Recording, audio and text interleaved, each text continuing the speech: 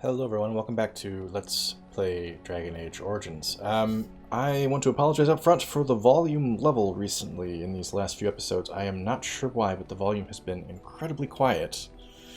The game volume, I mean. My voice, I think, is at a fine level. I'm not sure why. I didn't mess with any audio settings, but something happened between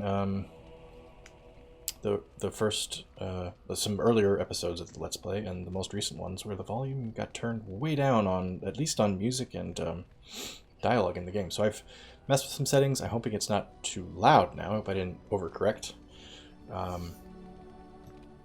But that's what I did. And there was one other note I was going to mention about the Let's Play outside of role-playing. What was it? I can't remember. Maybe it'll come to me. Anyway, we recently found the ashes of Andraste. We got our asses absolutely kicked. Had to use all of our healing, all of our injury kits. I'm sorry, my house phone is ringing. I would go throw it through a window if I could right now.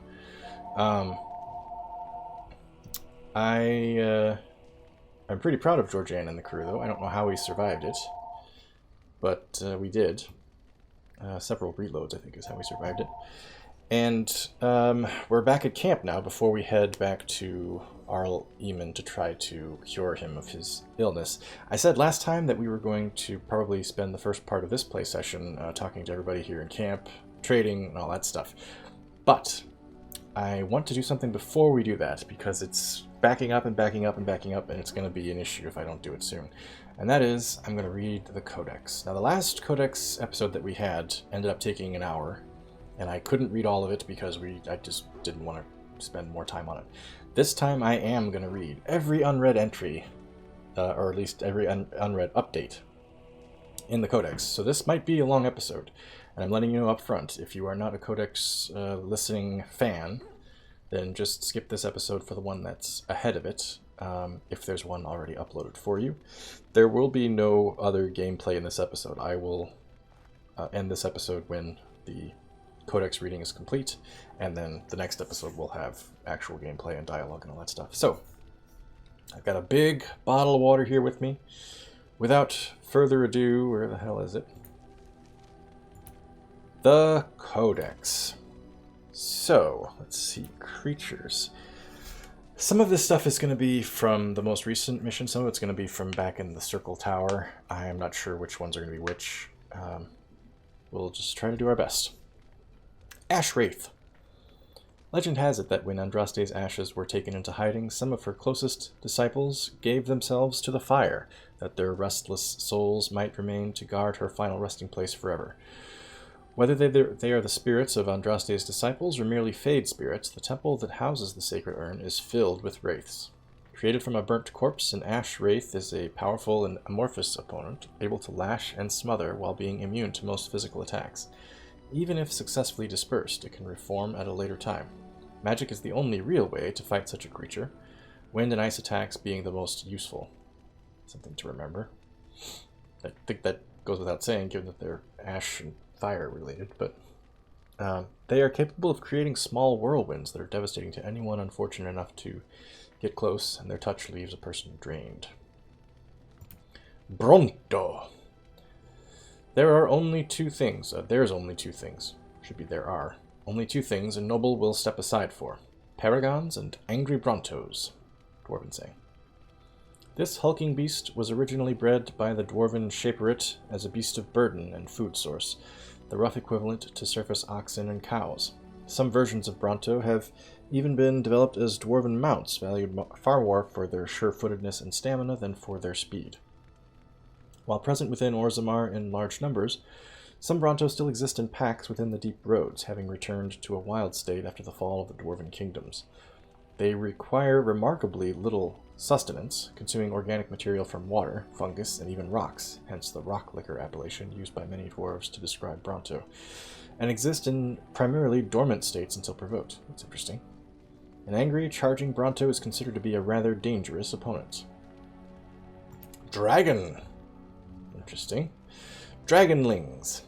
Newly hatched dragons are roughly the size of a deer and voraciously hungry. They live for a short time in their mother's lair before venturing out on their own. The slender, wingless creatures are born in vast numbers, as only a few ever make it to adulthood.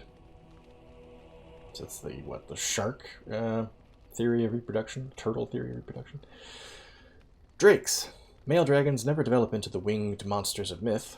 At most, their forelegs grow the vestigial spurs where wing membranes might have been. Once they have fully matured, males immediately seek out the lairs of adult females. When they find one, they move into her lair and spend the rest of their lives there, hunting for her and defending her young. They will aggressively defend her nest, and many would-be dragon hunters have been lost to their fiery breath and crushing blows from their tails. Okay, that's creatures. Magic and religion. The Aeonar. When the Imperium occupied the area that is present-day Ferelden, they had two sites dedicated to magical experimentation at the extreme ends of the Imperial Highway. The southern one was the fortress of Ostagar, which looked out over the Korkari wilds. The northern one was Aeonar, although the exact location is now a secret known only to a handful of Templars.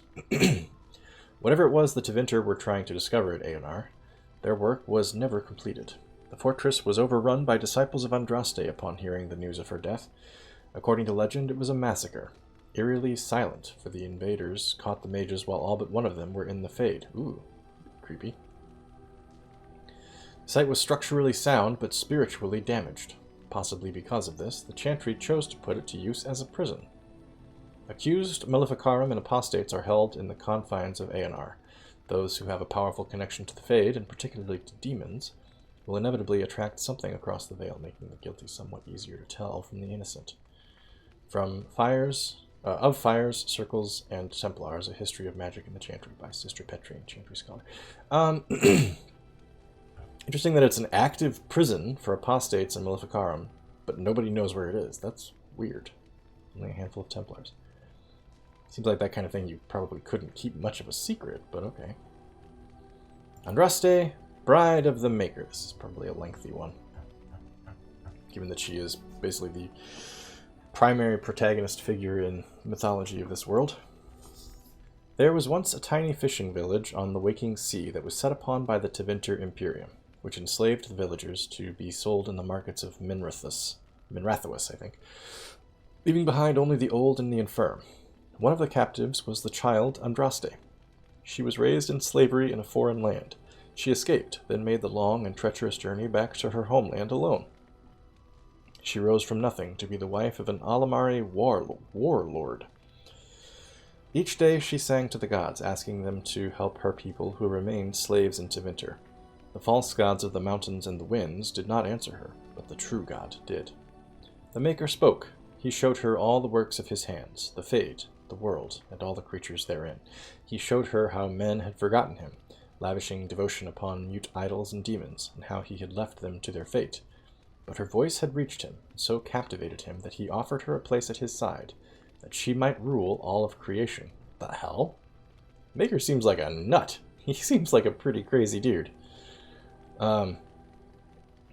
Just in terms of his decision to create the Darkspawn as punishment for a few assholes, basically like a punishment for all of humanity, because of just a few jerks. And also, what? He just picked a lady to be like, hey, you want to rule the entire world? Seems weird for a god to do, but okay. But Andraste, fortunately, was sane and would not forsake her people. She begged the Maker to return, to save his children from the cruelty of the Imperium. Reluctantly, the Maker agreed to give man another chance. Andraste went back to her husband, Maferath, and told him all that the Maker had revealed to her. Together, they rallied the Alamari and marched forth against the mage lords of the Imperium, and the Maker was with them. The Maker's sword was creation itself, fire and flood, famine and earthquake. Everywhere they went, Andraste sang to the people of the Maker, and they heard her. The ranks of Andraste's followers grew until they were a vast tide washing over the Imperium. And when Maferath saw that the people loved Andraste and not him, a worm grew within his heart, gnawing upon it. At last, the armies of Andraste and Maferath stood before the very gates of Minrathous, but Andraste was not with them. For Maferath had schemed in secret to hand Andraste over to the Tevinter. For this, the Archon would give Maferath all the lands to the south of the Waking Sea, And so, before all the armies of the Alamari and of Tevinter, Andraste was tied to a stake and burned, while her earthly husband turned his armies aside and did nothing, for his heart had been devoured. But as he watched the pyre, the Archon softened. He took pity on Andraste and drew his sword, granted her the mercy of a quick death. The Archon is the leader of the Tevinter Imperium, right? He's not Mafarath. Mafarath and the Archon are two different people. The Maker wept for his beloved, cursed Mafarath, cursed mankind for the betrayal. Again, any excuse he has to project a specific sin onto the general population, that the Maker doesn't pass it up. And turned once again from creation, taking only Andraste with him, and Our Lady sits still at his side, where she still urges him to take pity on his children. From the Sermons of Justinia II. I've had a commenter, whose name I cannot remember at the moment, mention that Andraste is kind of a hybrid between a couple different actual historical figures in our world, Joan of Arc being one of them. I can't remember who they recommended the other one would be, but it seems to me kind of a bit of a Muhammad figure as well, both in terms of receiving revelation directly from God and then kind of going on a crusade, not a crusade, a jihad, I suppose, to spread the word, you know, get rid of the false practitioners of other religions and the people who have enslaved, blah, blah, blah, blah, blah. Not a perfect one-to-one comparison, I'm sure, but it's not a one-to-one comparison with Joan of Arc either. It's, and just end up being the founder of a new religion. That's where I was trying to go with the Muhammad thing. It's an interesting combination of historical figures there. I've been exposed to this lore because I've watched, as I've said before, other Let's Plays of this game, and I've played some of the game myself, but still some of this is surprising to me. Not surprising, it just feels new to me. Like, I'm like, did I know that? Mafarath, for example. I've heard the name multiple times. I don't know if I knew his exact relationship with Andraste. Maybe I did and I've just forgotten it. Anyway, he sounds like a prick. What the hell? The Chant of Light, Redemption. Many are those who wander in sin, despairing that they are lost forever. But the one who repents, who has faith, unshaken by the darkness of the world, and boasts not, nor gloats over the misfortunes of the weak, but takes delight in the Maker's law and creations, she shall know the peace of the Maker's benediction. The light shall lead her safely through the paths of this world and into the next. For she who trusts in the Maker, fire is her water. As the moth sees light and goes toward flame, she should see fire and go towards light. The veil holds no uncertainty for her. She will know no fear of death, for the Maker shall be her beacon and her shield, her foundation and her sword. From Transfigurations 10. So reading scripture reminds me of an incident I had at college that surprised me. Not an incident, it's just a story. I went to a Jesuit college in Chicago. I was, for those who don't know, I was raised Catholic, not a practicing Catholic these days, but went to Catholic grade school and high school, went to a Catholic college, Jesuit college. And in that school, in the school, Jesuits, it was Loyola. I don't know why I'm referring to it by just calling it a Jesuit school. Loyola University, Chicago. And while I was there, I took a class in the New Testament. And so in the class, of course, we sometimes had to read passages out of Gospels and epistles and all that stuff, and then the class would discuss them. It was a secular class about Christian scripture. It was not a religion class like Sunday school kind of class. It was not trying to convert anybody. But anyway, one time the teacher called on me to read something, I don't know, passage out of Gospel, I suppose. And I did. It was only maybe 16 lines, kind of like this size. And after I finished it, the teacher said, "Hey, are you Catholic?" And I was like, "Well, yeah, I went to Catholic school and church." He's like, "I could tell." I was like, how could he tell? He could tell just by the inflection of how I read the passage that I read. Apparently I was, I guess, unconsciously mimicking the meter and cadence of the priests and deacons that I had heard read scripture in Mass. And he's like, yeah, everybody that's gone to Catholic Church from the cradle reads scripture like that. I was like, oh, okay. I kind of figured that I was at a Jesuit school. I kind of figured most of the students there were probably from a Catholic background, but apparently that was not the case. I was the only one he said that to the whole semester. So I don't know what specifically he recognized about it. I just know that generally he could tell. So I'm curious if anybody else notices things like that. Not specifically about me, but just in terms of, doing ritualistic reading type things. Do we all adopt a specific style without realizing it? Like, I'd be curious to hear how a Muslim, for example, would read this versus how a Jew would read this versus how a Buddhist would read this. Like, what would it sound like in terms of how they say it? Where do they put the emphasis? Where do they pause? That sort of thing. Anyway, chantry hierarchy. Oh boy, this is interesting. Church bureaucracy. I love this crap. The divine is the titular head of the chantry, although since the schism, I think it's actually schism. I've always said schism, though, because it looks like school. Schism split the imperial chantry into its own faction. There are now, in fact, 2 divines at any one time. One divine, informally called the White Divine, so we got this Pope-anti-Pope situation here, is a woman housed in the Grand Cathedral in Val Royeaux. The other, known as the Black Divine, is a man housed in the Argent Spire in Monrathwas. Neither divine recognizes the existence of the other, and the informal names are considered sacrilegious. No matter the gender, a divine is addressed as Most Holy or Your Perfection. Beneath the rank of divine is the Grand Cleric. Each Grand Cleric presides over numerous chantries and represents the highest religious authority for their region. They travel to Val Royeaux when the College of Clerics convenes, but otherwise remain where they are assigned. All Grand Clerics are addressed as Your Grace.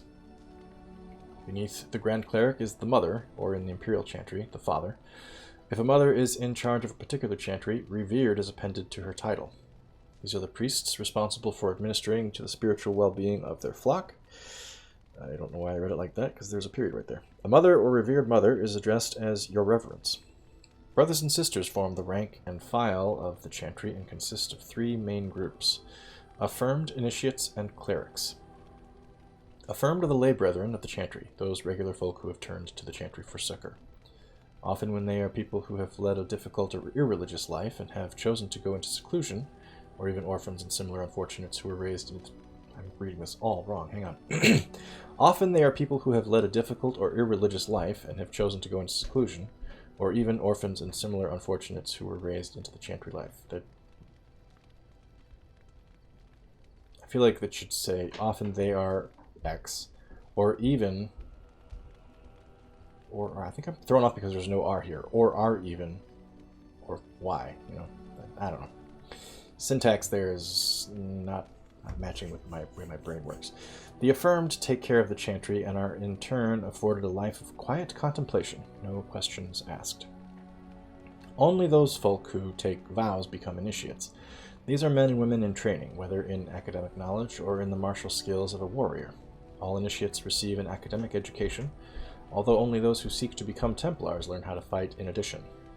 Clerics are the true academics of the chantry, those men and women who have dedicated themselves to the pursuit of knowledge. They are often found in chantry archives, sages presiding over libraries of books and arcane knowledge. The most senior of these clerics, placed in charge of such archives, are given the title Elder, although such a rank is still beneath that of Mother. All other brothers and sisters are addressed simply by noting their title before their name, such as Brother Genitivi, from a guide for ambassadors from Ravane. So I'm not trying to... It's impossible for me to not draw comparisons to what I know in real life. I'm not trying to say that this, therefore, is the inspiration or anything, but it seems to me that this is a mirror of the hierarchy of the Catholic Church. The divine is the Pope, although it seems there's 2. The Grand Clerics are the bishops and cardinals.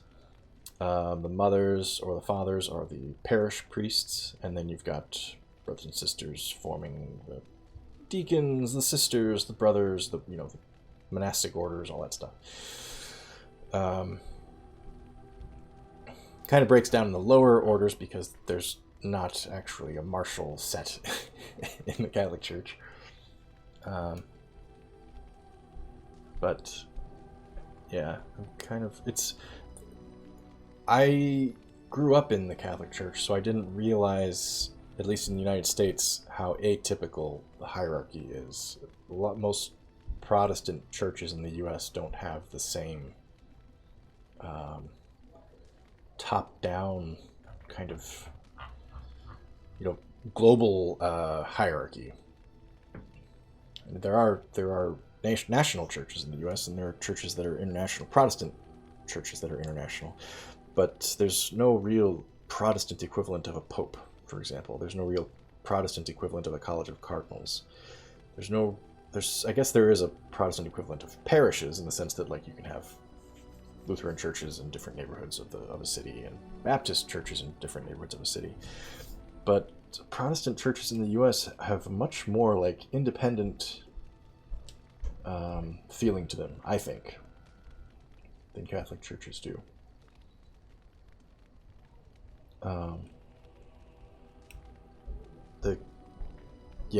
Growing up in the Catholic Church, the feeling of Protestantism, the way that Protestant religion is practiced in the U.S. feels alien and weird to me, even though I am not a believer and not a practitioner of the Catholic faith anymore. It's still, when I've been in Protestant services, it feels like this is all wrong. Like, this is not right. Catholic services are much more somber, I feel, and ritualistic, much more focused on repeating the motions, right? The same prayers, the same motions, the same timing, all this stuff happens. The same call and response happens the exact same way in every Catholic Mass. When I've been to Protestant services, it feels... There's still obviously a structure. I'm not trying to say they're unstructured. But it just feels much more kind of like, hey, everybody, welcome. Like, come on in. We're here to have a good... Like, not... They don't say this literally. We're here to have a good time. But it's just kind of the vibe is much more like, wow, we're all so happy to be together. Whereas when you're in a Catholic Mass, it kind of feels like, okay, man, this is some heavy shit. Here we go. Just feels much more... I don't know. If I had to sum it up in like one sentence, it would be Protestant services feel like they're telling you Jesus is your buddy, whereas Catholic services tell you Jesus fucking died for you. He suffered and died. That's the vibe I get. Not sure if anybody else would agree. Okay, moving on to culture and history. History of the Dryadens. In the years following the siege of Soldier's Peak, I think this is DLC, right? All who carried the Dryden name were hunted by King... Soldier's Peak... I'm getting them confused. Soldier's Peak and Sulcher's Pass. Was Sulcher's Pass where we went thinking we were going to find Brother Genitivi before I actually queued the quest? I think that's what it was. So this is not the place that we've already been, I think. Unless Soldier's Peak was where we went. Pretty sure it was Sulcher's Pass, though. All those who carried the Dryden name were hunted by King Arlen's forces. Our noble Dryden name was smeared, and all lands and holdings belonging to the Drydens were seized by the crown. The king feared that the rebellion started by Sophia would be kept alive by her loyal friends and family, and anyone with connections to the Drydens suffered greatly. It is little wonder, then, that the few remaining Drydens found themselves with no allies and nowhere to turn. Tobin Dryden, Sophia's brother and guardian of her young son, had no choice but to flee for Eldon. Tobin bought passage to Antiva on a merchant vessel and traveled under the name De Rocher. Leo De Rocher is a very famous baseball player and manager. It's interesting. Once in Antiva, Tobin set about building a new, quiet life for himself and his nephew. Player and manager from olden days. He's not like a superstar right now or anything. He started a small business and eventually made a name for himself as a trader. The De Rocher family, merchant family prospered, and the name Dryden was almost forgotten. However, in 815 Blessed, Sylvie De Rocher uncovered old documents belonging to Tobin, pieced together the family's history. In her pride, and perhaps in her naivete, Sylvie reclaimed the name Dryden and returned to Ferelden. King Arland lies dead, and the Dryden name lives on. Our family has survived, even thrived, since the death of Sophia Dryden. The nobles of Ferelden may still spit on the Dryden name, but we Drydens know that Sophia Dryden was greater than them, almost a queen, and a hero of the people of Ferelden. The personal files of Levi Dryden, merchant. Yes, this guy came to us in the camp and was like, oh, meet me at Soldier's Pass. And we haven't done that yet. Soldier's Peak. Goddamn. Soldier's Peak and Soldier's Pass. They sure didn't think to name these differently enough that I wouldn't confuse them. The Avars. Driven across the Frostbacks in ancient times, the Alamari tribesmen split into 3 groups. One settled the Ferelden Valley, one was pushed into the Korkari wilds, and the last returned to the mountains. Modern Fereldans bear little resemblance to their Alamari ancestors, and the Chastened remember few of their traditions, but the Avars have changed little throughout the ages. Like the Chastened, the Avars are not a united people. Each tribe fends for itself and is beholden only to its thane. They still follow their own gods, Korth the Mountain Father, Hakon Winter's Breath, the Lady of the Skies, as well as dozens of animal gods never named to outsiders. Nothing lasts in the mountains. Wind and rain eventually eat away the strongest holds. Valleys that were arable one generation are locked in year-round ice the next. Game is constantly on the move. Even among themselves, the Avar make no absolute promises. They wed by a tradition in which the groom struggles to untie a tightly knotted rope while the bride sings a hymn to one of the gods. However many knots he has undone by the time her song ends is the number of years she will spend with him. Okay. Lowlanders often forget that there is no such thing as a permanent alliance in the Frostbacks. That's fucking weird. So what if she finishes the song and he hasn't undone a single knot? They're just not a match then? Just thinking, most hymns I know are, what, between 3 and 5 minutes long? Most hymns are not very long.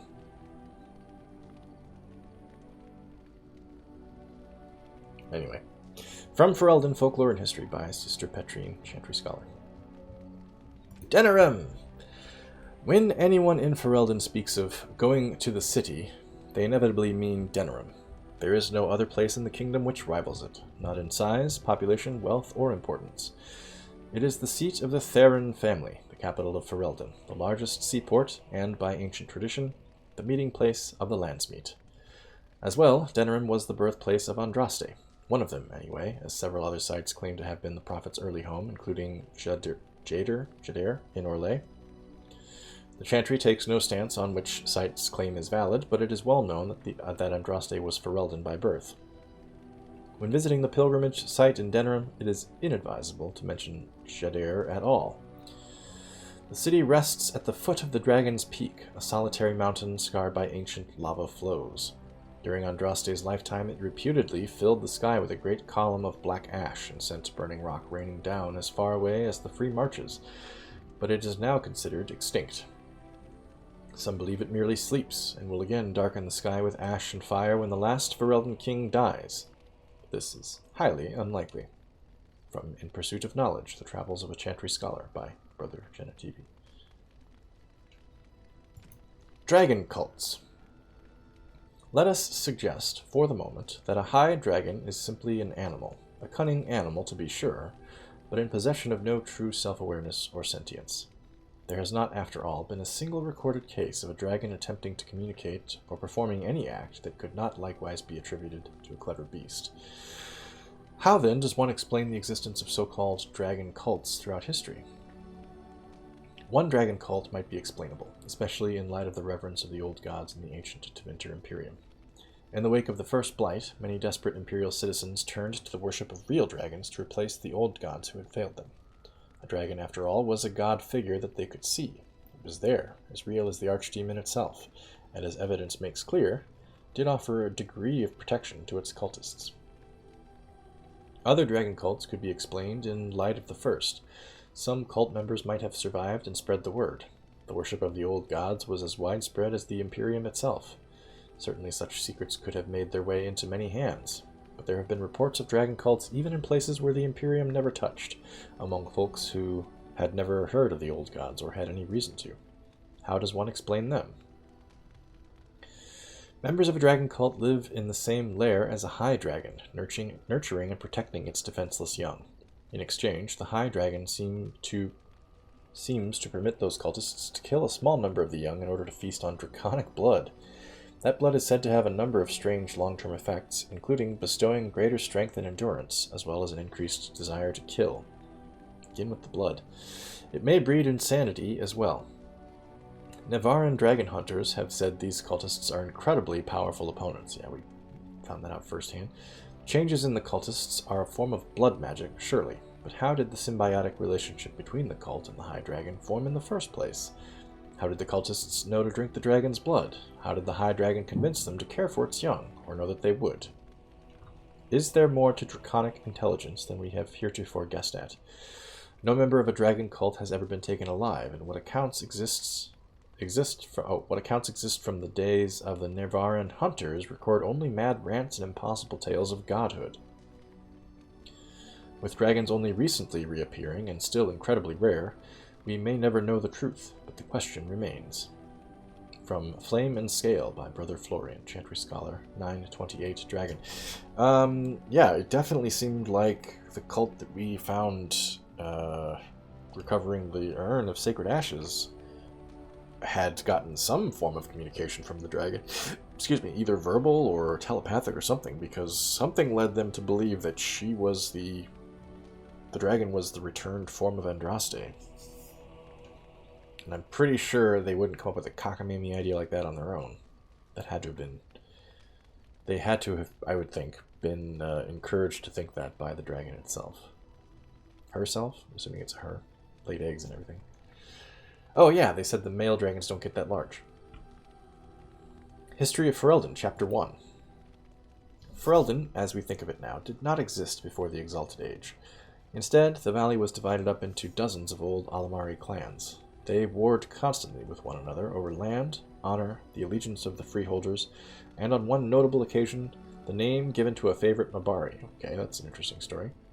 And then, in the 33rd year of the Exalted Age, Calenad Theron became Terran of Denerim, and everything changed. Most of what we know about the founding of our nation comes from old songs that the bards passed down through the ages. The songs are filled with wild exaggerations and outright lies, but this hardly differs from the scholarly papers of some of my contemporaries. There is no agreement among poets or scholars on how he did it, but Calenhad gained the support of the Circle of Magi, and they crafted for him a suit of silvery white armor that, by all accounts, repelled both arrow and blade. Calenhad led his army across the valley and captured Redcliffe, one of only 3 men who ever successfully laid siege to that fortress, and presented himself to the bands of the Landsmeet as their king. Poets tell us that every lord knelt before Calenhad without question. The fact that he attended the Landsmeet surrounded by ash warriors and loyal mages of the Circle is generally omitted from the ballads, however. From Calenhad came the line of Theron kings and queens who reigned uninterrupted until the 44th year of the Blessed Age, when the Orlesian invasion came. The rightful king was forced to flee Denerim. For 70 years, a puppet sat upon the throne. From Ferelden, Folklore and History by Sister Petrine, Chantry Scholar. Interesting. So Lake Calenhad is named after this first king, obviously. He was basically the Duke of Denerim and said, we're gonna go kick the shit out of Redcliffe. For some reason. And he had such a great suit of armor that apparently everybody was inspired to follow him, and he succeeded. This is just interesting. Calenhad led his army across the valley and captured Redcliffe, one of only 3 men who ever successfully laid siege to that fortress. That's actually a pretty shitty record. If you've been captured via siege 3 times, that's really not that impressive of a fortress, I'm thinking. Lots and lots of sieges happen. If you're being sieged successfully 3 different times in your town's history, you need to rethink your defenses, I think. Not a very impressive fortification, if that's the case. Geography of Ferelden. So I'm assuming there's chapter 2, 3, maybe even 4. I'm interested to read those. Geography of Ferelden. The kingdom of Ferelden is the southernmost civilized nation in Thedas.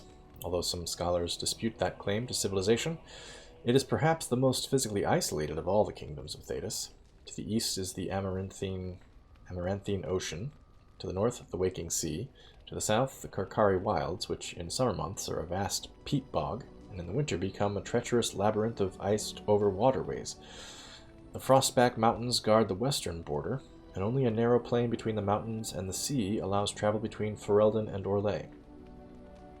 Most of the land in the central portion of the kingdom, called the Banorn, is open plains. These are crossed by the remnants of an ancient Tevinter highway that once connected Val Royeaux with Ostagar, on the edge of the Karkari Wilds. The western part of Ferelden is dominated by Lake Calenhad, a huge caldera filled by the runoff of glaciers from nearby mountains. Lake Calenhad is home to the famed Fortress of Redcliffe, as well as the Circle Tower, which houses Ferelden's Circle of Magi. In the east is the vast Brazilian forest, with which the superstitious locals profess to be haunted, and from which rises the Dragon's Peak, a solitary mountain that guards the capital city of Denerim. From Pursuit of Knowledge, The Travels of a Chantry Scholar by Brother Jim TV. So here's a thought. They're saying that the forest is haunted. Given the prevalence of demons and mods and spirits from the Fade, every square foot of this land is haunted, technically, right? I mean, there's always shit popping through. It seems kind of weird to single out one specific, like a giant freaking forest, and say, that forest is haunted. It's like, everything's haunted in this world. Technically, there's spirits everywhere. There was another thought I had. Oh, right, caldera, right? So calderas, unless I'm mistaken, calderas are the crater left by an extinct volcano, right? I'll get a look at it on the map here. First, Lake Calenhad does not have the shape of a caldera. They're usually not perfect circles or anything, but they're much more circular than Lake Calenhad is. Second, they make it sound like it's almost like a basin that's filled by the runoff of glaciers from nearby mountains. However, Lake Calenhad, I believe, has a stream out of the north of it that goes to the sea, right? Like, for example, I know in the western United States, the Great Basin, which is basically kind of like parts of Utah and Nevada, between the Rockies and the Sierra Nevada mountains, has no outlet to the sea. Just it all drains right into the center, and that's kind of it. It evaporates from there. If they're describing it as a caldera, I would think that would be it's serving as a basin. It's being filled by mountains nearby. It's interesting that it has a stream running out of it that, if I'm remembering the map correctly, maybe I'm wrong. We can take a look. I could just look now, couldn't I? Come back. We have to finish this entry. Oh. Yeah, this is first. It's a very weird looking caldera. I would not expect this large northern branch, nor would I expect this on the eastern end. I would expect more of like this to be the shape of it. And second, it drains into the sea. So clearly they're saying it fills from the glacial runoff from the Frostback Mountains. Okay. But elevation-wise, it must be higher than sea level. So it's not a basin. Be interesting to see a topo map here. Obviously, the coastlines are going to be lower than the rest of it, but I'm wondering if between the Frostback and the Brazilian forest, if this is like a gradual downward slope, or if it's lower and higher. I mean, they said it was mostly plains in the middle, right? I wonder if it's a gradual slope, or if it's more choppy than that, and whether or not Dragon's Peak here there must be some kind of elevation change in the forest. It must be slightly taller than the area around it, slightly higher.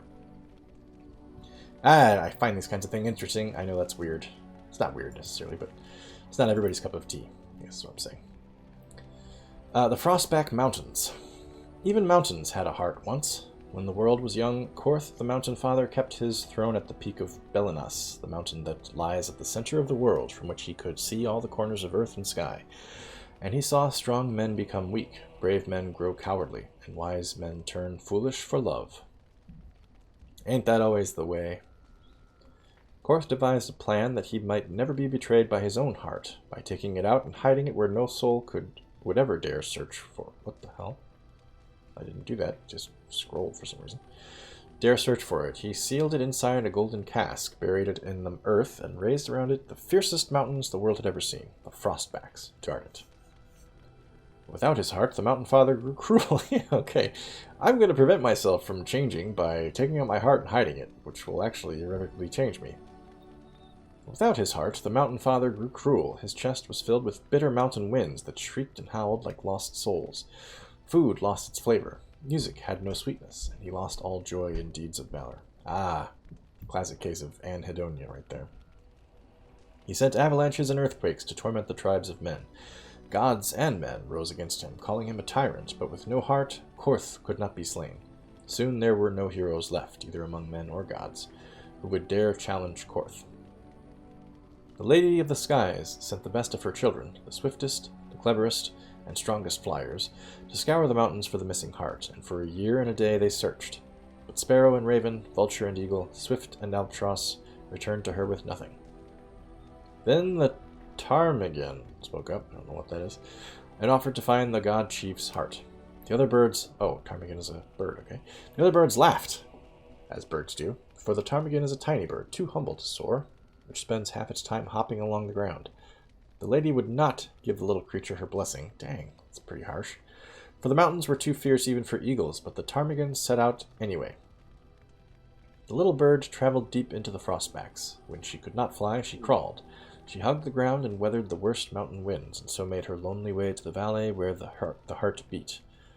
With all the gods' terrible deeds, the heart was far too heavy for the tiny bird to carry, so she rolled it, little by little, out of the valley and down a cliff. When the golden cask struck the earth, it shattered. The heart was full almost to bursting, and the pain of it roused the mountain god to come see what had happened. When Korth neared his heart, it leapt back into his chest, and he was whole again. Then Hakon Winter's Breath bound Korth's chest with 3 bands of iron and 3 bands of ice, so he could never again escape. And all the remaining gods named the ptarmigan, honored above even the loftiest eagles. The Ptarmigan, an Avar tale from Ferelden Folklore and History by Sister Petrine, Chantry Scholar. And everybody decided that maybe Korth shouldn't be the chief god, since he's kind of an idiot. Caused the world's worst problem all on his own. The Orlesian Empire. There are many lords and ladies in Val Royeaux, and I mean this literally. Once the system of noble titles in Orlais was labyrinthine.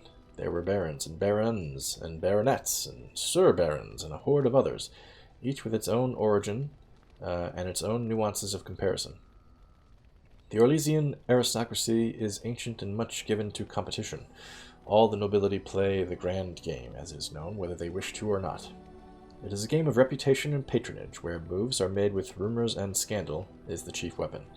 No gentle game, this. More blood has been drawn as a result of the grand game than any war the Orlesians have fought.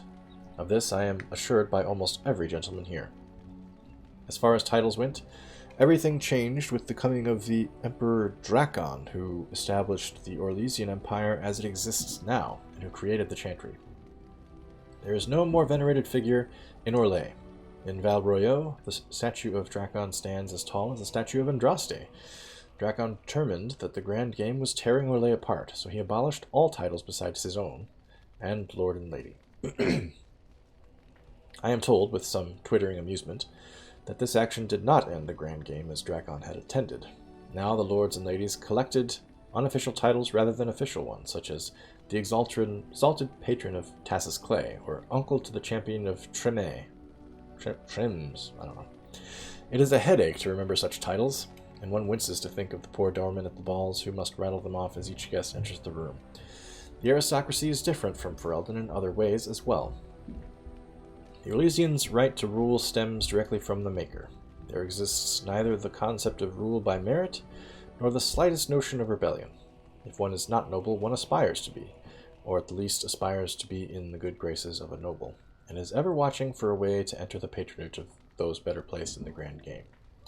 And then there are the masks, and the cosmetics. I have not seen so much paint since the kennels at Highever, but that is another story. From Beyond the Frostbacks by Ban Teoric of West Hill, 920 Dragon. The Orlesian Empire sounds like it sucks, honestly. I would hate to have to jostle in that kind of political game. The Kunari. Anyone who travels far enough to the north will eventually encounter the Kunari, white-haired, bronze-skinned giants, a head again taller than a man, with frighteningly calm demeanors and a sort of sparkling fire behind their eyes. For quite a long time, people believed that all Kunari were male, or that their men and women were simply indistinguishable. It was not until the Blessed Age that diplomats from Ravain were allowed, however briefly, to visit Parvolan, and there they discovered that Kunari females do exist in abundance and are quite easily recognized. Okay. You got huge bazongas or something? The Ravani say that Kunari have a certain kindness to them, or at least a conspicuous lack of cruelty, although I did not observe the creatures closely enough to evaluate their character. From In Pursuit of Knowledge, The Travels of a Chantry Scholar by Brother Genetivi. Redcliffe. King Calenhad Theron once famously declared, "The fate of Redcliffe is the fate of all Ferelden." Certainly the castle is the first and last defense for the sole land route into Ferelden, and the country has never fallen to any force that did not first capture Redcliffe. Castle, which despite being 3 times captured, is popularly described as unassailable, also guards one of the largest and most prosperous towns in Ferelden.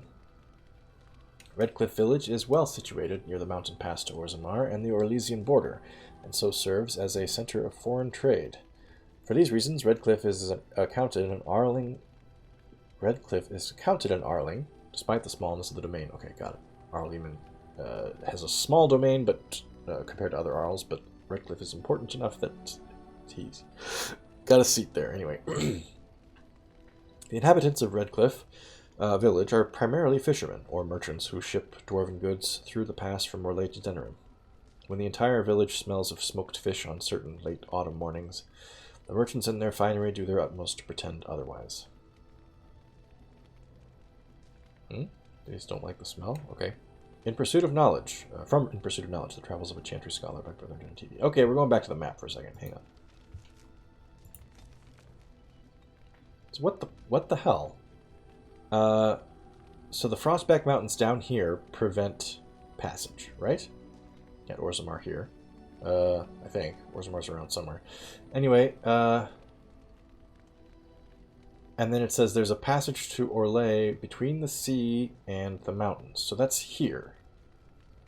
Right? West to Orlais, that's what it says. Denerim is the seat. It's up here. Where the hell is the highway? Does the highway... I would think... Yeah, this is the Imperial Highway here. Goes over here, right? North Road. Maybe this is part of the Imperial Highway too, but this is the only section that's marked. So I'm assuming the northern portion... Well, no, that's not true, because we were in Lothering, which... Where the hell is Lothering? Lothering. It's dead now, but Lothering was right on the highway too. Okay, so fine. The highway goes to the south as well. But anyway, I'm just looking at this and thinking, hey, wait, if Orlais was going to come in and try to take Ferelden, they got a clear path all the way up to Denerim. They don't have to go down to Calenhad, Redcliffe. They don't have to go down Lake Calenhad to Redcliffe Castle. It's way the hell down here. Just bypass it. What the hell? They make it sound like, oh man, Redcliffe Castle is the only thing stopping anybody coming in from Orlais. It's like it's right here. But it's not. It's way down here. First off, if I was somebody, Orlais or whoever, I would be sailing ships over here and bombarding Denerim from the sea. Wait, they don't have cannons, do they? Hang on, let me get my my time period situated. Anyway, you could move an army much faster on boats over the sea than you could trying to march through. I mean, it's a highway, sure, but still, it takes a long time. Why not just take Denerim and be like, hey, everybody else who lives in this crappy area with only one minor town, come get us. Come take us back. I would just take Denerim and say, okay, that's it. I've conquered Ferelden. Anybody want to prove me wrong? And then they get to come to you, right? Just send some dudes there in an army and say, pay me taxes or I burn the village down. I don't know. I like the lore of, like, yes, Ferelden is, it hinges on Redcliffe. But given how the map is laid out, I'm not seeing how that ends up being the case. Okay. The Tevinter Imperium. The Imperium is little more than a dilapidated old slattern, crouching in the far north of Thedas, drunkenly cursing at passers-by who recall her faded beauty. As the Imperium still exists, okay. That's news to me. Or at least it feels like news to me, maybe I knew that. One can see that Minrathous was once the center of the world. The vestiges of her power and artistry yet stand, but they are buried in the layers of filth that the Imperium's decadence has accumulated over the ages.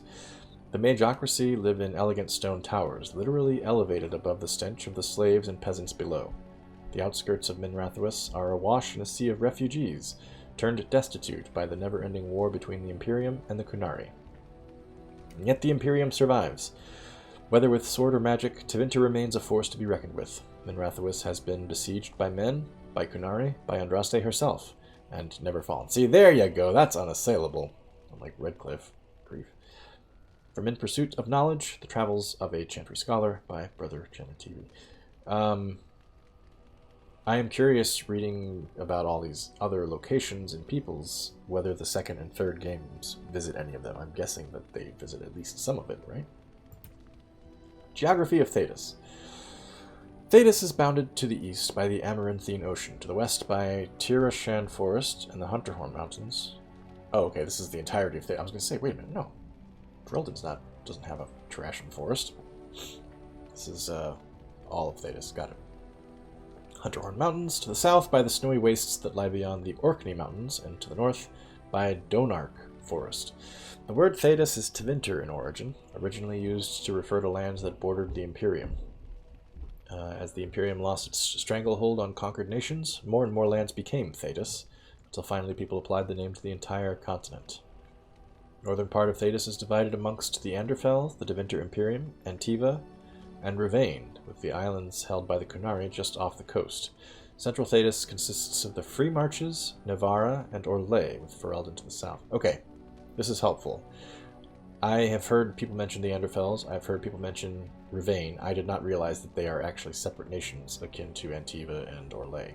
Likewise, I didn't realize the Free Marches and Navarra are separate nations akin to Orlais, Ferelden, and Antiva. I'll have to remember all this. What lies beyond the snowy wastes is a mystery. The freezing temperatures and barren land have kept even the most intrepid cartographers at bay. Similarly, the western reaches of the Anderfells have never been fully explored, even by the Anders themselves. We do not know if the dry steppes are shadowed by mountains, or if they extend all the way to a nameless sea. There must be other lands, continents, or islands, perhaps across the Amaranthine, or north of Parvolan, for the Kunari arrived in Thedas from somewhere, but beyond that deduction, we know nothing. From In Pursuit of Knowledge, The Travels of a Chantry Scholar, by Brother Genetivi. You guys need GPS, that'll sort it out for you. Satellites, man. That's how you figure. Oh my god, everything's blinking. Alright. Alistair. You know, one good thing about the Blight is how it brings people together. Alistair was a novice Templar when Duncan recruited him into the Grey Wardens, or rescued him, as Alistair would say. His mother was a serving girl, who died when Alistair was very young. He was raised by Eamon Garin, Jarl of Redcliffe, for a time. Isolda's suspicions were unfounded, however. That's interesting. We know the story behind Isolda's suspicions, but they don't even mention it here, and they just... However, Isolda's suspicions were unfounded. Like, what? You mentioned Isolda's suspicions. Alistair was not Eamon's son, but King Merrick's. Eamon sheltered the boy to hide his existence from Queen Rowan, Eamon's sister.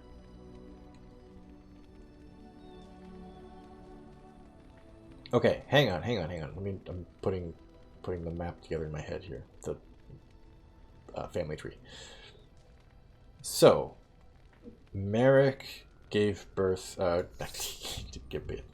Merrick's sons were Kaelin, who became the king, and Alistair, a bastard. Rowan, Merrick's wife, Kaelin's mother, but not Alistair's mother, is Arl Eamon's sister. Arl Eamon is Bantegan's brother, right? Eamon and Tegan are brothers? So that means Rowan, Eamon, and Tegan are brothers. Is there anything else significant about their family other than that? Who were their parents? And how the hell did they end up with a queen and a band and an Arl for kids? And meanwhile, Kaelin's wife, current queen, whose name I cannot remember at the moment. She is Logain's daughter, but otherwise is not relation to Eamon, Rowan, or Tegan, right? And Tegan's, not Tegan's wife, Eamon's wife is the lady from Orlais. Alright, I'm just trying to keep the family line, the family trees separate in my head so I know who's who and who's related to. Connor Guerin, I hate this kid. I feel like I'm sleeping, but I guess I'm not. While most of the bands and Arls of Ferelden cart their children with them to the land's meet in the interest of eventually marrying them off, Connor has spent his entire life at Redcliffe, and it's hardly surprising. The child possessed the gift of magic. By law, he should have been taken to the Circle of Magi at the first sign, abdicating his claim to Redcliffe. Instead, the boy was kept out of public view, and his magic hushed up, with disastrous results. All mages are beacons that attract the attention of Fade spirits. Because of this, they are trained and tested by the Circle to ensure that they can withstand attacks from malevolent Fade creatures that seek entry into the waking world. Untrained Connor drew the attention of a powerful demon that tore the veil asunder. He was freed from the demon's power at a terrible price. Cost his mother... Hey, that's not right. Cost his mother life. We managed to keep her alive. Connor himself will be sent to the Circle, where he will no longer endanger innocent people. Interesting that they give you the option to make it so that you don't have to cost Connor's mother his life, yet they didn't make it a programming decision in the codex that it would update based on your choice. It's like, I guess that's an oversight. This is the Ultimate Edition. How have they not patched this? That's weird. Arl Eamon Garen. Maybe do they just think, oh, nobody reads the codex, so who gives a shit? Nobody. Nobility does not exist without obligation. We owe all we have, even our lives, to our land and our people. As the maternal uncle of King Caelan, yes, right, because Rowan, Caelan's mother, is Eamon's sister. Got it. Arl Eamon is one of the king's most trusted advisors. Redcliffe, while not a large or especially wealthy part of Ferelden, is a critical strategic location. The fortress guards the western pass, barely, that leads to Orlais, as well as the major trade route with Orzammar. Again, I don't know how that's the case. Orzammar is way up to the northwest. You could just take the north road directly west from Denerim and make it with no problem. A well-respected man, though not the most charismatic, King Caelan once said of him, "My uncle Eamon is a man everyone thinks well of, when they remember to think of him at all." He fell ill with a mysterious condition that even magic could not treat. Brother Ferdinand Genetivi. As it is the duty of all true sons of the Chantry to make the chant heard from every corner of the world, I made it my mission to find as many corners of the world as possible. The Maker can hardly expect us to do one without the other. Excerpt from In Pursuit of Knowledge, The Travels of a Chantry Scholar by Brother Genetivi. Brother Genetivi is one of the Chantry's most well-known scholars, primarily on the basis of the stories he has published, which many of his contemporaries dismiss as fanciful, of his travels across the length and breadth of Thedas. His travels, and rather too curious nature, led him to a study of folklore, which gave him the notion that he could track down the most debated of all artifacts, the Urn of Sacred Ashes. He announced that he had found what appeared to be the trail of the urn, left in the legends of the regions through which he had passed from Minrathous on its way into hiding. And he appears to have been right. The final resting place of Andraste lay at the summit of a remote mountain. He returned to Denerim a little worse for wear, was granted funds and manpower to mount an expedition to study the temple in which the urn is kept. Alright, it's escaping my memory at the moment. Genetivi's dead, right? I thought we found his corpse. I know his assistant is dead and that he was being impersonated by a demon who I didn't bother fighting the first time that I talked to him because I didn't trigger a combat by walking too close to a door. I can't remember. I want to say we found Genetivi dead, but I don't remember at the moment. Knight Commander Gregor.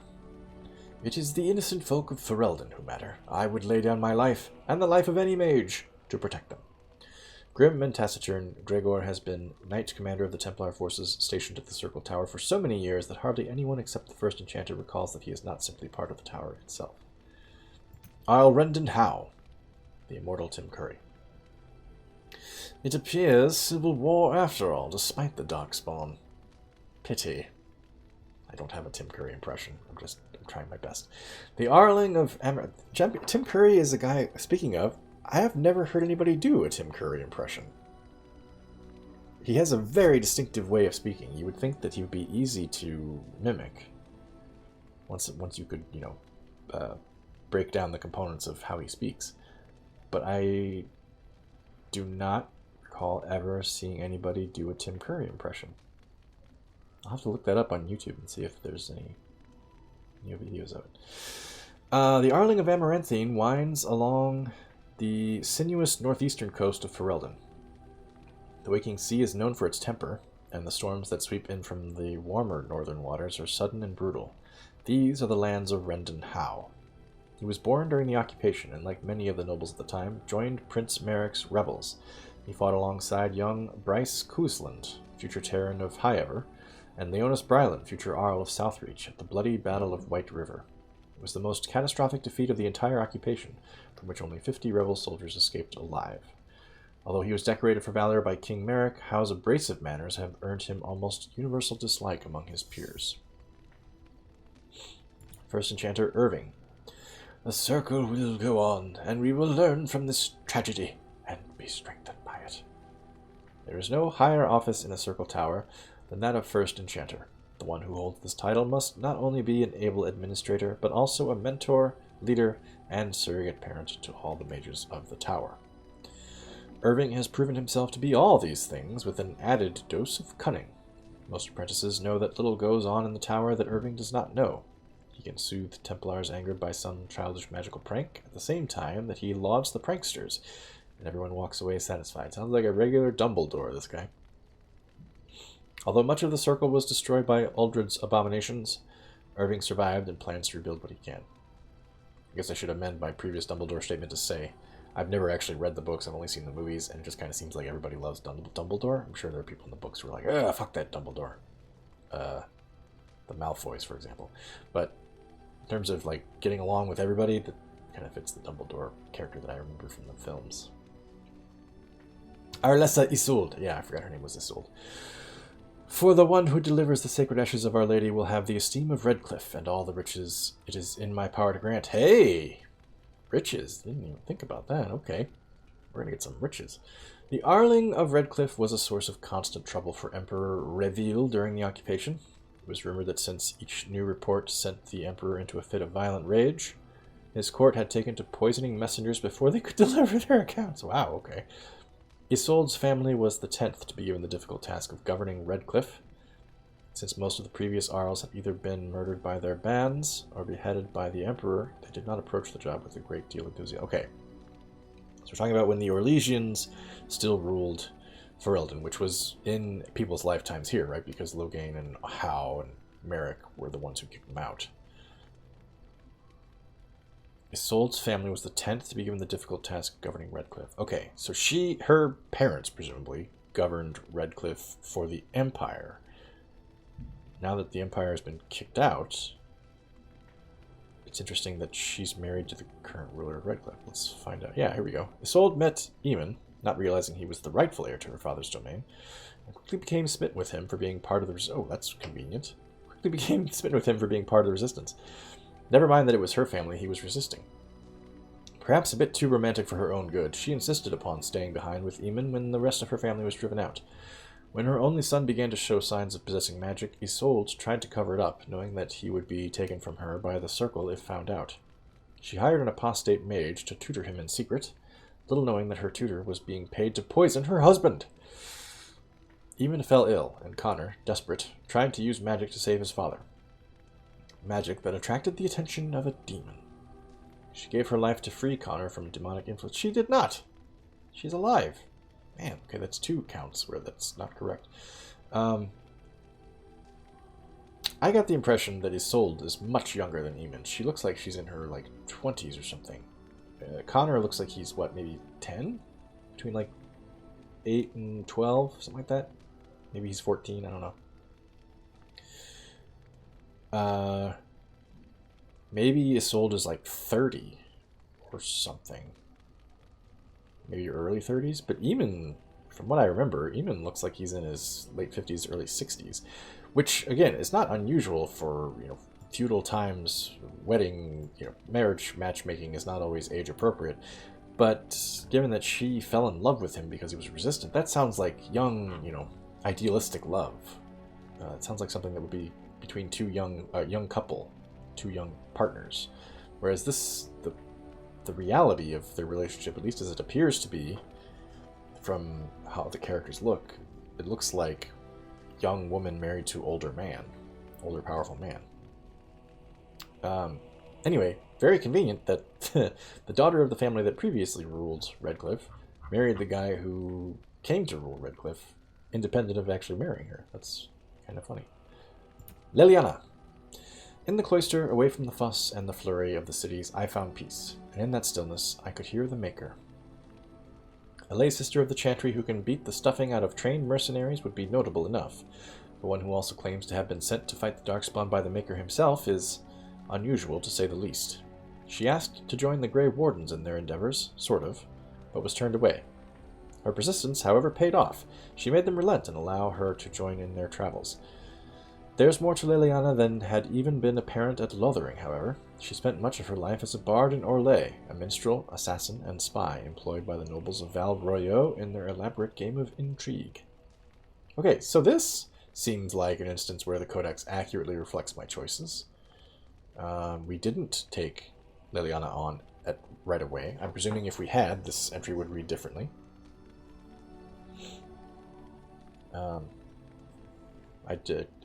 Clearly they could do it right in other instances, it seems. Why didn't they catch it with Isolde? Loghain MacTyr. Simon Templeman. Voice, that's what I should be reading this in, but I don't have one. Understand this. I will brook no threat to this nation, from you or anyone. Loghain was born a farmer. Okay, that's not a background I expected. Born a farmer during a time when his country was under foreign occupation. When he was still a boy, he joined the resistance, where his considerable tactical genius quickly became apparent. Was it innate, I guess? How did he get a tactical genius being a farmer? He became close friends with Prince Merrick, the last true... I mean, not to say that you can't be a tactical genius without any military background, but most tactical geniuses have got some kind of military education or training. You don't just stumble across that, I don't think. I don't know. Just trying to wonder how many military tactical geniuses are born. I don't think they're born. I think they're made. But maybe from the time that he joined the resistance, he gathered tactical acumen quickly. I don't know, but I feel like he didn't have it as a farmer. Anyway, he became close friends with Prince Merrick, the last true heir to the Ferelden throne, and together they led the rebels to drive out the forces of the Orlesian Empire. Merrick raised his friend to the nobility, and Loghain is now more of a symbol than a man. He represents the Ferelden ideals of hard work and independence. During the battle at Ostagar, he fled the field, leaving King Caelan and the Grey Wardens to die. Then he returned to Denerim and declared himself the regent to his daughter, Queen Anora. There we go, I couldn't remember her name earlier. Demanding that Ferelden follow him against the Darkspawn, upsetting a great many of the bands. His actions sparked a civil war. Loghain's supporters found themselves fighting their neighbors who blamed Loghain for the death of the king, as well as those who simply wished to take advantage of the power vacuum. It's fucked everything up, man. Damn it. Sten. Either you have an enviable memory, or a pitiable life, to know nothing of regret. The northern islands are remote, lush jungles that harbor cities rumored to be the most extraordinary ever built. These are the lands of the Kunari, lands that no foreign eyes ever see. Only the stories of the 3 exalted marches waged against the giants have reached the south until the arrival of Sten. I don't remember hearing the exalted marchers mentioned. The stoic giant in the cage was surely the strangest thing the people of Lothering had ever seen until the blight struck. I'm presuming that these will be updated as events warrant. Sophia Dryden. Sophia Dryden is Ferelden's light and her most brilliant jewel. Nothing on this earth can ever quench her fire. Arlessa Sophia Dryden was the young Arlen's rival for the throne of Ferelden.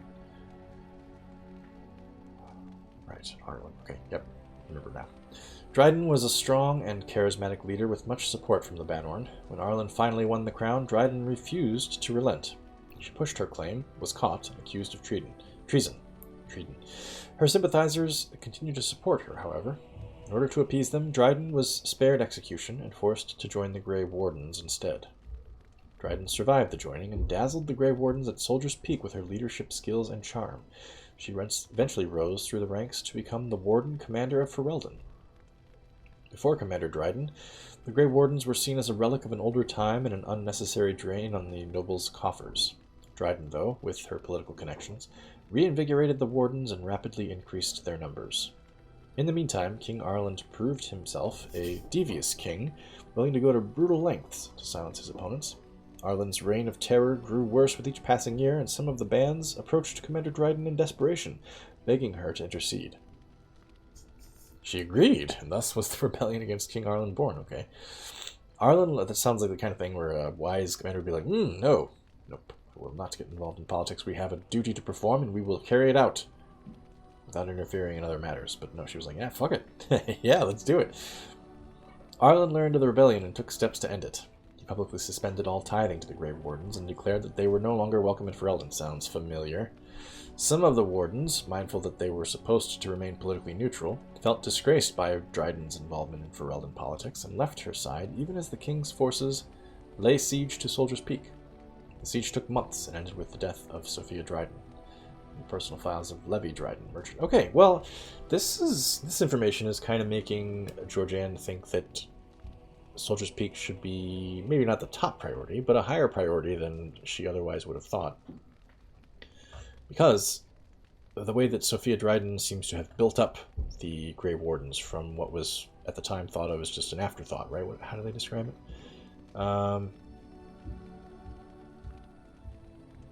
Yes, seen as a relic of an older time and an unnecessary drain on the nobles' coffers.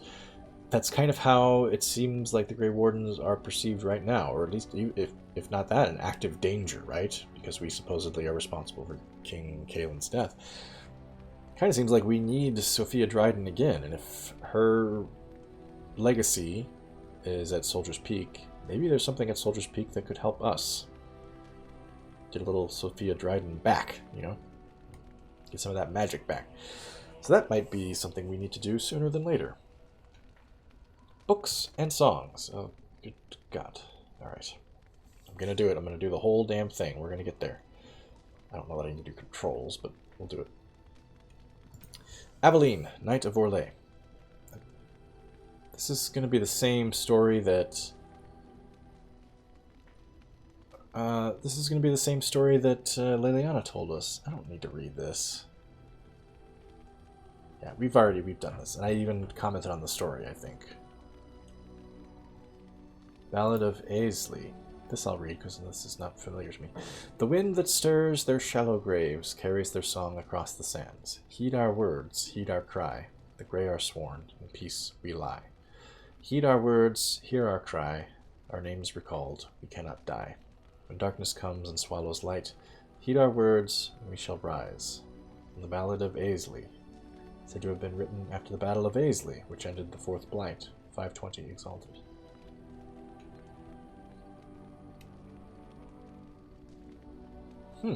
Makes it sound like the Grey Wardens of the past would rise from the grave to help in the future. Also interesting. Legend of Calenhad, Chapter 2. Well, I don't have Chapter 1. Right, so I'd like to mark that as unread, because I'd like to read it later, when I have Chapter 1. I'm not going to read it right now. I'll have to remember when I have Chapter... Oh, god damn it, another one.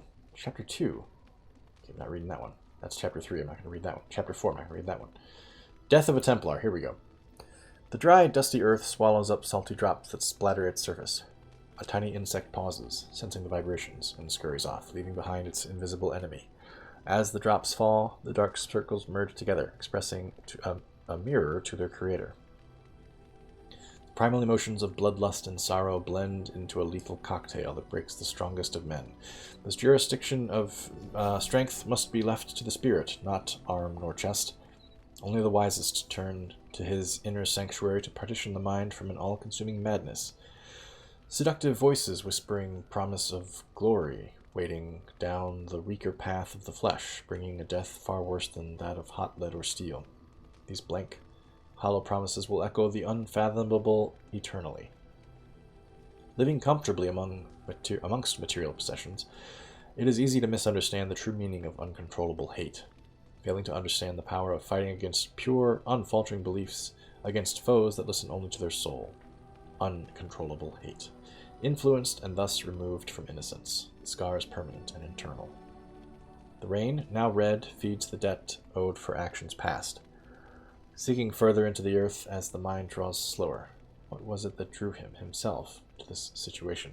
The mind ebbs and parts to a lingering memory of true innocence. He entered war as a newborn enters the world, unknowing of both the horrors and light of the Maker that will save him. The sound of metal sliding along leather comes from above him. From the second he was born to his soon-to-be dying breath, his mind was processing and analyzing knowledge and experiences. It is true that he thought he could be wise in his own eyes, but only the most humble recognizes that he knows very little. Bias, speculation, and all of false pretenses make way to the sound of the sweeping steel, and then finally, his soul, as ready as his eyes dry from this final understanding, enters his promise of its purest form. From Death of a Templar by Sir Andrew Knight, Knight of Andraste. Sir Andrew, Knight of Andraste and Templar Archivist, 94 Dragon. I have no idea what the fuck is going on here. This is obviously a poetic telling of a... I mean, not poetic. Poetic in the sense of, descriptive, not poetic in the sense of verse and meter, but... description of a Templar being slain, but... What? Like, what? What is... Why? Why is this account here? Why did I read it? First Blight, Chapter 2, Chapter 3, I'm not going to read those. Sermons of Divine Renata 1. That implies there'll be others. I think I'll wait till I have others to read it. Cautionary Tales for the Adventurous. Okay. It was then that he realized he wasn't alone. The abandoned camp in front of him was unbelievably welcoming, like a mirage. The fire felt like a warm hand grabbing his heart. It reminded him of a previous life so long ago when he was happy. Running on the sunflower fields with his boy, the sun on his face, laying next to the fireplace with his beautiful wife in his arms. He felt a sharp pain in his heart. His thoughts shifted to that fateful day when everything changed. Blood was everywhere. He held the body of his dead wife in his arms. Around him, the ashes of his burned house fell like snow. The stench was terrible. It smelled like darkspawn. He grabbed his axe, touched the icy cold hands of his boy, and left. He would kill them. He would kill them all. The pain in his heart was unbearable. He opened his eyes and saw the second most terrifying thing he would see in his life. A shadowy wraith leaning over him, leeching his life away. Around him, the camp was gone, replaced by something familiar, almost peaceful. Bones, death, and despair. He wondered if all of his life had been an illusion, if he'd ever had a family. For a brief moment, he felt relief. You can't lose something you've never had. But being this close to death brought clarity. He knew it was real. Everything else was the illusion. You could see a smile on his torn face. He'd been waiting for this moment for a long, long time. He lifted his weak arms, grasped the demon's face, and kissed it. It felt like kissing a cloud made of sand and dust. Suddenly all sorrow left him, and with it the last bit of life he had. Before his limp body hit the ground, it was all over. He was finally free. Cautionary Tales for the Adventurous by Brother Ramos of Guillermo, 794 Storm. That's a horrifying story. Good grief.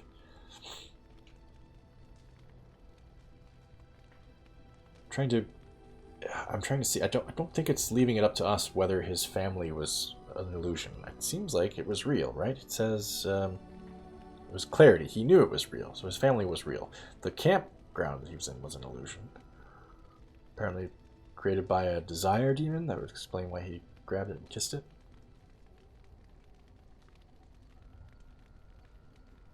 Not sure what...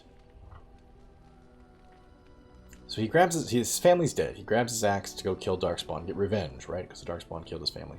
Something happens between that and him finding this campsite. Or maybe he just left his burned down home and found this campsite a little ways away, and it was a Desire Demon. Desire Demon's illusion? I don't know.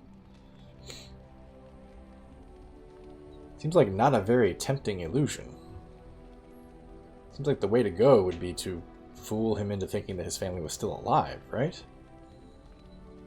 If your family's just been killed and you're seeking revenge, I'm not sure that that a warm campsite's going to be like, ooh, hey, I'd give up everything I had to enjoy this a little bit longer. I feel like there are other ways you'd be tempting. Maybe, I don't know, maybe it's meant to, maybe we're meant to believe that his family was truly an illusion. I don't know. Notes. What could the notes be? Berwick's letter. Berwick. We need your eyes and ears in Redcliffe. Stay in the village, keep your head down, and watch the castle. Report any changes, and you'll be well paid. Letter in Berwick's... Yeah, Berwick was the elf, I think, in the inn, who was like, oh, yeah, I'm supposed to be here and spy, but I'll go help defend the town. Kind of guilted him into it. The Black Vials. Binding the first corpse walker. Let the dead no longer serve your whim. Bound by your true name, no mortal hand shall reach you. Kale the Azagat, revenant and perversion of an only son. Death beyond death is no longer your stepping stone through the veil. Andraste hold you, demon, and bind your rage for eternity. 6 thumbprints in blood mark the end of the text. This was a little, I think, optional fight in the Circle Tower, I believe. Desire and need. Notice of censure. Templar Drass, your remarks in front of the recruits are only the latest in a series of troubling events. I am beginning to suspect that you may not be suited to the devotional requirements of training. Perhaps it is time for a personal evaluation of your career path within the Templars. I will schedule some time after the current deployment to discuss options elsewhere in the organization. Attendant Sarand, Assistant to Knight Commander Gregor. A note is scribbled in the corner. Attendant 2? Options? Code for dead-end duty on a hedge mage hunt in the Banorn. Templar Drass, we must have encountered him, but I don't know which one he was. Was he the one being seduced by the Desire Demon? That's kind of what the title makes me think. Promises of Pride. Aldred will show us the way. Finally recognition within the circle and freedom from the scornful eye of the Templars. We will not be shunned. Be ready. Enchanter Gravid, Libertarian. Oh, I think I've read most of these. Maybe there was one more that got end at the end. Anyway, I'll reread them all anyway. I have spoken to him directly. His intentions are that we will demand the Templars withdraw. I don't know that I am willing to follow, but I will be present to hear his argument. Enchanter Fonst, Equitarian. Madness! I doubt blood will be of use to you if it is flowing down the tower steps. Step away from this folly before it consumes us all! Enchanter Louvain, Loyalist. The call is made. We will stride out of here with pride in our step, regardless of the outcome. This is for the good of the circle. Aldred will see to it. Libertarian Ronus. Yeah, it didn't work very well. I have unlocked only one spell combination. Interesting. Improved Drain. The victim of a vulnerability hex must be wary not only of damage from the elements, but also spellcasters who wish to sap life or mana to restore their own bodies. Spells Drain Life and Mana Drain are twice as effective in those circumstances. Okay. Morrigan has Drain Life, I believe. So use that after... somebody has Drain Life. I'm going to think of Morrigan's got Mind... I don't know. We'll find out. Anyway, those two go well together, it seems. Controls. What? I'm not going to read this. This is unimportant. But I don't want to mark all as red because I want to keep those chapter ones separate.